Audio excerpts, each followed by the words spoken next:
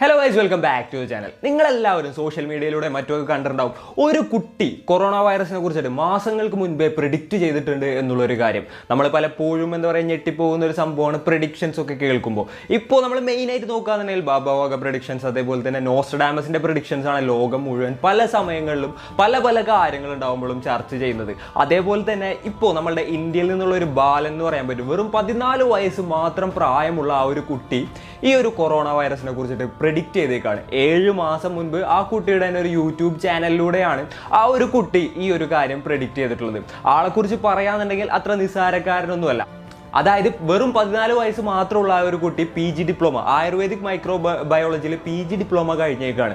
അതേപോലെ തന്നെ ഈ ഒരു പ്രായത്തിൽ തന്നെ ഒരുപാട് സ്റ്റുഡൻസിന് ലെക്ചേഴ്സ് ഒക്കെ എടുത്തു കൊടുക്കുന്ന ഒരു കുട്ടി കൂടിയാണ്. അതായത് സ്റ്റുഡൻസിന് ക്ലാസ് എടുക്കുന്ന ഒരു കുട്ടി കൂടിയാണ് ഈ അഭിഗ്യ എന്ന് പറഞ്ഞിട്ടുള്ള ആ 14 വയസ്സുകാരൻ. ഓഗസ്റ്റ് 2019 ഈ ഒരു കുട്ടി ഈ ഒരു വൈറസിനെ കുറിച്ചിട്ട് പ്രെഡിക്റ്റ് ചെയ്യുന്നത്. അതേപോലെ തന്നെ മെയ് ലാസ്റ്റൊക്കെ ആകുമ്പോഴത്തേനും ഇതിൻ്റെ ഒരു ഇൻറ്റൻസിറ്റി കൂടുകയും പിന്നീട് ഇത് ഇവിടെ നിന്ന് ഇല്ലാതാവുന്ന ഒരു സിറ്റുവേഷൻ, ഓൾമോസ്റ്റ് ഈ ഒരു ഭൂമുഖത്ത് നിന്ന് അതിൻ്റെ ഒരു ഇൻറ്റൻസിറ്റി കുറഞ്ഞു പോകുന്നതായിട്ടും ആ ഒരു കുട്ടി പ്രെഡിക്റ്റ് ചെയ്തിട്ടുണ്ട്.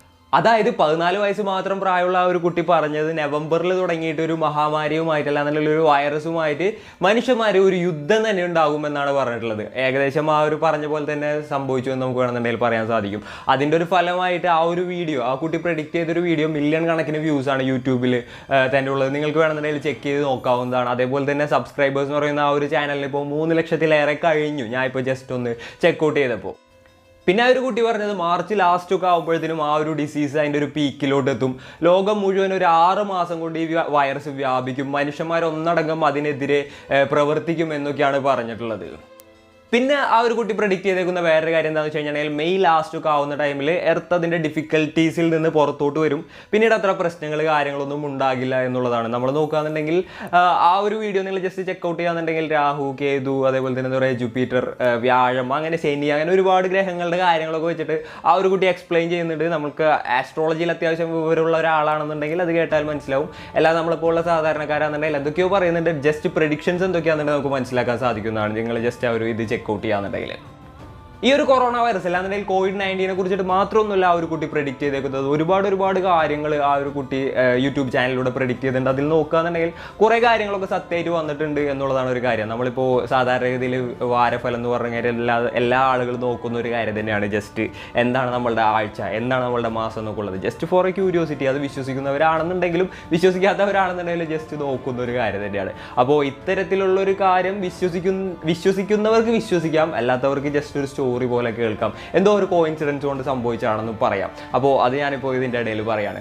അപ്പോൾ ആ കുട്ടി പ്രെഡിക്റ്റ് ചെയ്ത വേറൊരു കാര്യം പറയാൻ എന്താണെന്ന് വെച്ച് കഴിഞ്ഞാൽ ഇറാൻ ഒരുപാട് ലോസസ് സഫർ ചെയ്യും എന്നുള്ളതാണ്. ഇറാനുമായിട്ടുള്ള യുദ്ധത്തിനെ കുറിച്ചും കാര്യങ്ങളെ കുറിച്ചിട്ടൊക്കെ ആ ഒരു കുട്ടി പ്രെഡിക്റ്റ് ചെയ്തിട്ടുണ്ട്. അപ്പോൾ ഏകദേശം നമ്മൾ നോക്കുകയാണെന്നുണ്ടെങ്കിൽ ആ ഒരു ടൈം പീരീഡും അത് പറഞ്ഞതും അതേപോലെ തന്നെ നമ്മളുടെ സ്റ്റാർട്ടിങ് ടൈമിൽ US-ഉം ഇറാനും തമ്മിലുള്ള പ്രശ്നങ്ങളൊക്കെ കൂടെ നമ്മൾ കൂട്ടി വായിക്കുകയാണെന്നുണ്ടെങ്കിൽ അതും കറക്റ്റ് ആയിട്ടുള്ള ഒരു പ്രഡിക്ഷൻ ആയിട്ട് നമുക്ക് വേണമെന്നുണ്ടെങ്കിൽ കണക്കാക്കാവുന്നതാണ്. അല്ലാന്നുണ്ടെങ്കിൽ ആ കുട്ടി അങ്ങനെ കുറേ കാര്യങ്ങൾ പ്രെഡിക്റ്റ് ചെയ്തിട്ടുണ്ട്.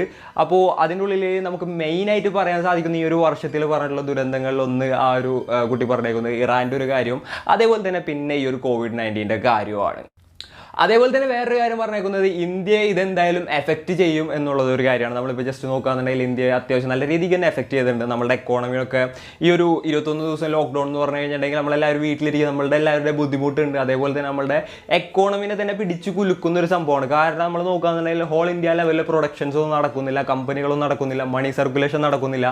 അത്തരത്തിൽ കാര്യങ്ങൾ വന്നു കഴിഞ്ഞിട്ടുണ്ടെങ്കിൽ എക്കോണമിക്ക് തന്നെ അത് മോശമായിട്ടുള്ള ഒരു കാര്യമാണെന്ന് നമുക്ക് എല്ലാവർക്കും അറിയാവുന്ന ഒരു കാര്യമാണ്. ജസ്റ്റ് അതും സംഭവിച്ചിട്ടുള്ള ഒരു കാര്യമാണ്. പിന്നെ ഏവിയേഷൻ ഇൻഡസ്ട്രി തകരും എന്ന് പറയണ്ടായിരുന്നു. അതായത് ഓൾമോസ്റ്റ് ഇപ്പോൾ നമ്മൾ നോക്കുകയാണെന്നുണ്ടെങ്കിൽ ഒരുവിധപ്പെട്ട എല്ലാ വിമാന കമ്പനികളും സർവീസുകളും ഒക്കെ നിർത്തി വെച്ചേക്കാണ്. കാരണം പോകാൻ ആളില്ല. അല്ലാന്നുണ്ടെങ്കിൽ ഓൾമോസ്റ്റ് ഇന്റർനാഷണൽ ബോർഡേഴ്സും എല്ലാം ക്ലോസ് ചെയ്തേക്കാണ്. ഇന്റർനാഷണൽ ബോർഡേഴ്സ് മാത്രമൊന്നുമല്ല, നമ്മൾ നോക്കുകയാണെന്നുണ്ടെങ്കിൽ സ്റ്റേറ്റ് വൈസ് ഉള്ള ബോർഡേഴ്സ് വരെ ക്ലോസ് ചെയ്തിരിക്കുന്ന ഒരു സിറ്റുവേഷനാണ്. നമ്മൾ ഹോൾ വേൾഡ് നോക്കുകയാണെന്നുണ്ടെങ്കിൽ ബൗണ്ടറീസ് ഷട്ട് ഡൗൺ ചെയ്തുകൊണ്ടിരിക്കുകയാണ്.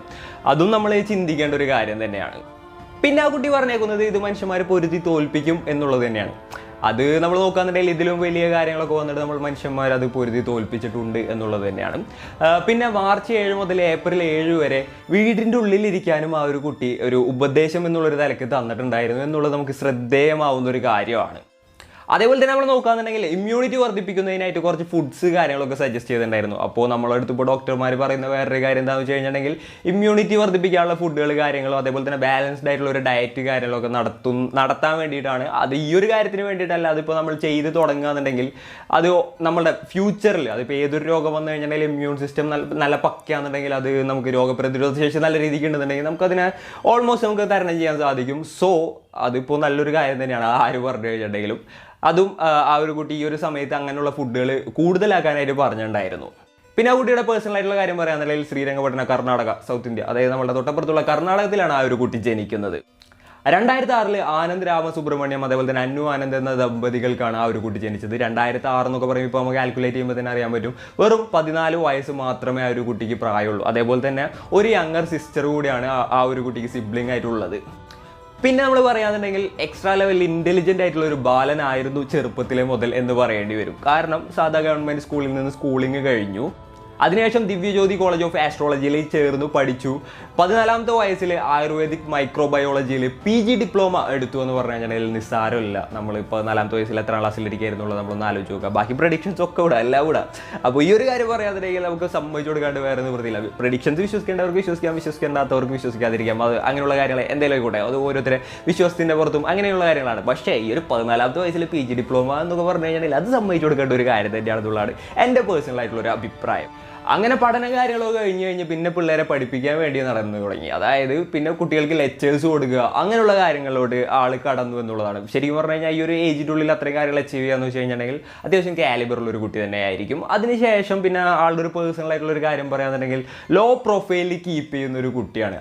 അതർ ദാൻ യൂട്യൂബിൽ വേറെ സോഷ്യൽ മീഡിയ ഹാൻഡിൽസ് ഒന്നും യൂസ് ചെയ്യുന്നില്ല എന്നാണ് നമുക്ക് അറിയാൻ സാധിച്ചിട്ടുള്ളത്. യൂട്യൂബ് തന്നെയാണ് ആ ഒരു സോഷ്യൽ മീഡിയ ആയിട്ട് ആ കുട്ടി യൂസ് ചെയ്യുന്നത്. അതും കൂടുതൽ ആളുടെ മെസ്സേജസ് കൺവേ ചെയ്യുന്നതിന് വേണ്ടിയിട്ട്, ആളുടെ പ്രഡിക്ഷൻസ് പറയുന്നതിന് വേണ്ടിയിട്ട്, അതേപോലെ തന്നെ കുറച്ച് ഫാമിലി ഓറിയൻറ്റഡ് ആയിട്ടുള്ള വീഡിയോസ് കാര്യങ്ങളൊക്കെ ചെയ്യുന്നതിന് വേണ്ടിയിട്ടാണ് യൂട്യൂബ് തന്നെ ആ ഒരു കുട്ടി. അതായത് ജസ്റ്റ് യൂട്യൂബ് മാത്രമാണ് സോഷ്യൽ മീഡിയ ആയിട്ടുള്ള ഒരു ഹാൻഡിലായിട്ട് അദ്ദേഹത്തിനുള്ളതെന്ന് നമുക്ക് പറയാൻ പറ്റും. അതായത് കൂടുതലായിട്ട് ആക്റ്റീവ് ആയിട്ടുള്ളത്. പിന്നെ ബാക്കിയുള്ള സമയം കൂടുതൽ നല്ല നല്ല കാര്യങ്ങൾ പഠിക്കുന്നതിന് വേണ്ടിയിട്ടാണ് സ്പെൻഡ് ചെയ്യുന്നതെന്ന് പറയുന്നത്. അതേപോലെ തന്നെ ലെഷർ ടൈംസ് കാര്യങ്ങളൊക്കെ പെങ്ങളുമായിട്ട് കളിക്കുന്നതിന് വേണ്ടിയിട്ടാണ് സ്പെൻഡ് ചെയ്യുന്നതെന്നാണ് പറയുന്നത്. പിന്നെ നമ്മളൊരു കാര്യം പറയാൻ വിട്ടുപോയി, 7 വയസ്സിലാണ് ആ ഒരു കുട്ടി ഒരു യൂട്യൂബ് ചാനൽ തുടങ്ങുന്നത്. കോൺസൈൻസ് എന്നാണ് ആ ഒരു യൂട്യൂബ് ചാനലിൻ്റെ പേര്. നിങ്ങൾ ജസ്റ്റ് സെർച്ച് ചെയ്ത് നോക്കാന്ന് പറഞ്ഞപ്പോൾ ഞാൻ പേര് പറയാൻ വിട്ടുപോയി എന്ന് തോന്നുന്നു. കോൺസൈൻസ് എന്നാണ് ആ ഒരു യൂട്യൂബ് ചാനലിൻ്റെ പേര്. പിന്നെ ആ കുട്ടി ലെക്ചേഴ്സ് എടുക്കുമെന്ന് പറഞ്ഞില്ലേ, 2 മണിക്കൂർ 3 മണിക്കൂറൊക്കെ ഉള്ള ലെക്ചേഴ്സാണ് പ്രോബബ്ലി ആൾ എടുക്കാറ്. അപ്പോൾ ഏകദേശം ഒരു 400ഓളം PPTs വെച്ചിട്ടുള്ള ലെക്ചേഴ്സ് ആണെന്ന് പറയുന്നത്. 400ഓളം PPT എന്നൊക്കെ പറയുമ്പോൾ നമുക്ക് ആലോചിക്കാൻ പറ്റില്ല. നമ്മളൊരു പ്രൊജക്റ്റ് കോളേജിലായിട്ട് എടുക്കാന്നുണ്ടെങ്കിൽ എങ്ങനെയെങ്കിലുമൊക്കെ അവസാനിപ്പിച്ച് പോരാനും അതേപോലെ തന്നെ എത്ര PPT ഒക്കെ ഇതുള്ള നമുക്ക് എല്ലാവർക്കും അറിയാവുന്നതാണ്. ഇപ്പോൾ 400 PPT പ്രിപ്പയർ ചെയ്യാന്ന് പറയുമ്പോൾ തന്നെ എളുപ്പമല്ല. അപ്പോൾ അത്രയും PPT വെച്ച് കഴിഞ്ഞാൽ 2-3 മണിക്കൂറുള്ള ക്ലാസ്സുകളാണ് ആ ഒരു കുട്ടി എടുക്കുന്നത്. അതേപോലെ തന്നെ സ്റ്റുഡൻസിനും അതേപോലെ തന്നെ ടീച്ചേഴ്സിനും വേണ്ടിയിട്ടുള്ള ക്ലാസ്സുകൾ എടുക്കുന്നുണ്ട് എന്നാണ് പറയുന്നത്. പിന്നെ നമ്മൾ നോക്കുകയാണെന്നുണ്ടെങ്കിൽ ഹോൾ ഇന്ത്യ ലെവലിൽ ഇത്തരത്തിലുള്ള ഒരു ഫെയിമിലോട്ട് ഈ ഒരു കുട്ടി വരാനുള്ള ഒരു കാരണം 2019 ഓഗസ്റ്റിൽ നടത്തിയിട്ടുള്ള ഒരു വൈറസിനെ കുറിച്ചുള്ള ഒരു പ്രഡിക്ഷൻ തന്നെയാണ്, വേറൊന്നുമല്ല. അതിനു മുൻപ് അവാർഡ്സ് കാര്യങ്ങളൊക്കെ കുറേ കിട്ടിയിട്ടുണ്ടെങ്കിലും ഇത്ര ഇൻ്റലിജൻ്റ് ആണെന്നുണ്ടെങ്കിൽ കൂടി ഒരു ഹോൾ ഇന്ത്യ ലെവലിൽ ഒരു ഫെയിമിലോട്ട് വരാനുള്ള ഒരു കാരണം ഈ ഒരു ടൈമിലാണ്. അതായത് ഈ ഒരു ടൈമിലാണ് ആ കുട്ടി അത്ര ഫെയിമിലോട്ട് വന്നതും ഈ ഒരു വൈറസിൻ്റെ ഒരു പ്രഡിക്ഷൻ കാരണമാണ്. നേരത്തെ പറഞ്ഞില്ല, മൈക്രോബയോളജി, ആയുർവേദിക് മൈക്രോബയോളജിയിൽ വെറുതെ പാസ്സാവുമല്ല, 96% മാർക്കോട് കൂടിയാണ് ആ ഒരു കുട്ടി പാസ്സായത്. അതുകൂടെ നമ്മൾ ആലോചിക്കേണ്ട ഒരു കാര്യമാണ് കേട്ടോ. പിന്നെ പോരാത്തതിന് 6 മാസത്തിൽ 80-ലധികം ഇൻസ്റ്റിറ്റ്യൂഷൻസിൽ ലെക്ചേഴ്സും കൊടുത്തിട്ടുണ്ട്, ആൾ പഠിപ്പിച്ചിട്ടുണ്ട്.